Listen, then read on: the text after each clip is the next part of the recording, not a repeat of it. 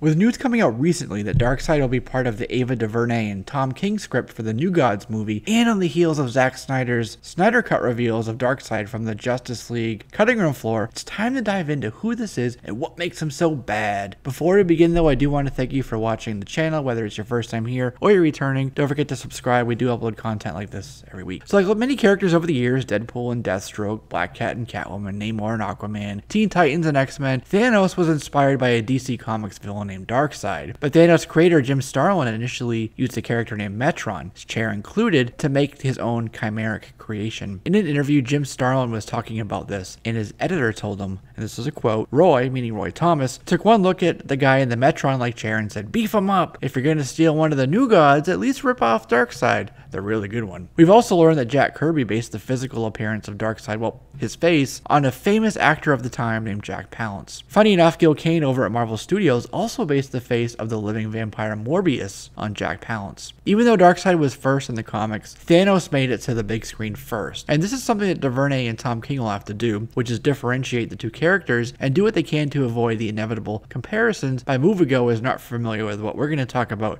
here in this video. Jack Kirby originally left Marvel over issues with creator rights and page rates and credits, so he created his fourth world for DC Comics. But quickly, DC management wanted to have more editorial control over the books. They forced Jack to change parts of the stories that he wanted to tell, and he was not happy with this at all. New Gods and Forever People were canceled, Mr. Miracle drastically changed, and DC blamed it all on low sales. But what happened was that Jack wasn't able to finish his saga. Something he had plotted out with a predetermined ending that would have concluded with all these New Gods dying and Orion fighting his father Darkseid in the slums of Armageddon. Darkseid crept on the scene in 1970 with a cameo on a screen in Superman's pal Jimmy Olsen issue 134. Created of course by Jack Kirby, Darkseid was intended to be the big villain of his fourth world, the cosmic epicness that was in vogue at the time. This fourth world saga pitted the heroes of fourth world, the New Gods, against the despots and villains of the planet Apokalips, which is a scorched earth, nasty place ruled by the evil Darkseid. And basically what Darkseid wanted was this thing called the anti-life equation, which he believed gave him complete power over the entire universe. He would frequently attack Earth because he believed that parts of the anti-life equation lay on the third rock from the sun. So let's pause here for a minute, because the anti-life equation is so important to the story, to Darkseid's motivations. It'll certainly show up in the movie, so it's important to understand what it is. And at its simplest, the equation is just that. It's a mathematical formula, but it's a formula that grants those with the knowledge of it total control over any sentient race in the entire omniverse. Free will, choice, individuality, fate, they're all concepts that the anti-life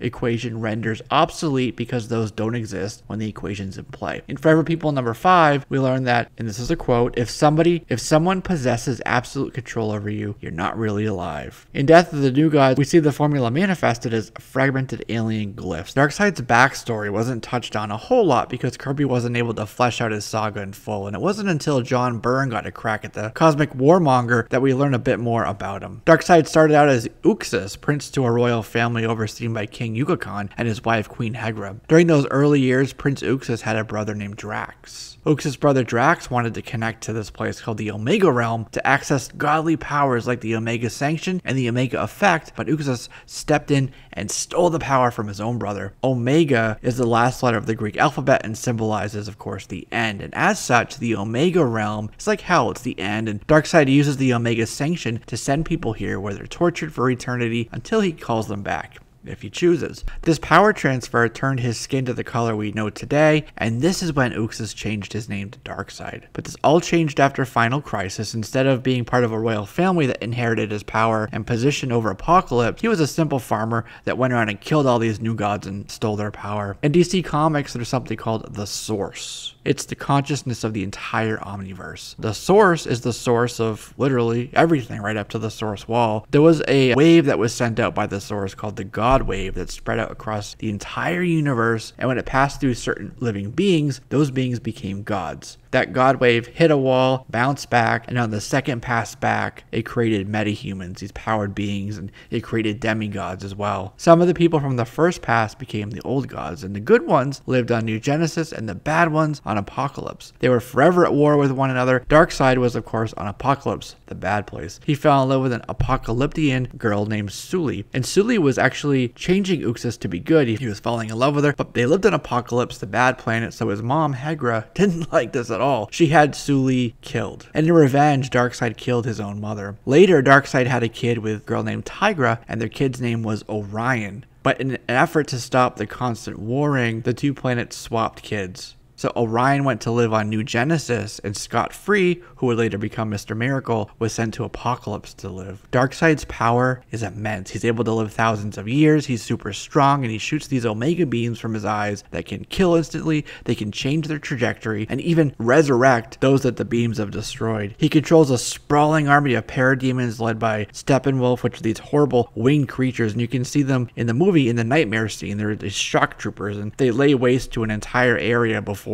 Darkseid himself arrives there. And you can see his sigil too in the dirt in that same scene, the Omega sigil. He also controls his female Furies. In Justice League, we see the opening of a boom tube, which is the method by which the New Gods and Darkseid travel. The boom tubes are basically these interdimensional wormholes that are opened up by this thing called a mother box, and it allows the user to go from one point in space to another nearly instantaneously, right through the wormhole. And when they are activated, when they're opened, when the wormhole is created, it makes a loud boom, hence the noise. Darkseid almost got the anti-life equation when he went after this guy named Sunny Sumo, but Sunny was sent back in time, so Darkseid lost his chance at the equation, which was stored in Sunny's head. Shortly after this, DC canceled the Fourth World. All these New Gods and Fourth World stories were meant to be separate, something not beholden to decades of continuity, but by the mid-80s, DC decided to bring them in for its industry-shaking event, which was called Crisis on Infinite Earths. And in the Crisis event, Darkseid showed up to help take down Anti-Monitor. And over the years and through various stories, Darkseid did slowly accumulate pieces of the anti-life equation. For example, there was a story with Swamp Thing and Metron, and he got this piece that he overlooked, this vital piece of the equation,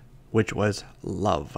Later, Darkseid had to team up with Earth's heroes to defeat the villain Imperiex. And at the end, Darkseid sent Imperiex back in time, and Imperiex ended up at the beginning of the universe where he exploded. Imperiex exploded in this big bang, which was the very thing that gave birth to the cosmos. It was this interesting time looping paradox, which was started by Darkseid. For a while, Darkseid was actually trapped by the source wall, which is of course that barrier at the edge of reality we were talking about. Superman and Darkseid were engaged in this godlike battle of beings, and it progressed and up to the point where Darkseid was trapped. So for a while the universe was safe from his scheming, but here's the catch. While he was trapped there, he was able to learn the entire anti-life equation, and eventually he did break free. Darkseid did have his son, which was one of the New Gods, of course, named Orion, who we've talked about. And so there was this ancient prophecy which foretold that Darkseid's defeat would be at the hands of his son. And in 2008, that prophecy was fulfilled. In Final Crisis, Darkseid fired a time bullet into the past to kill his son Orion in this Terminator plot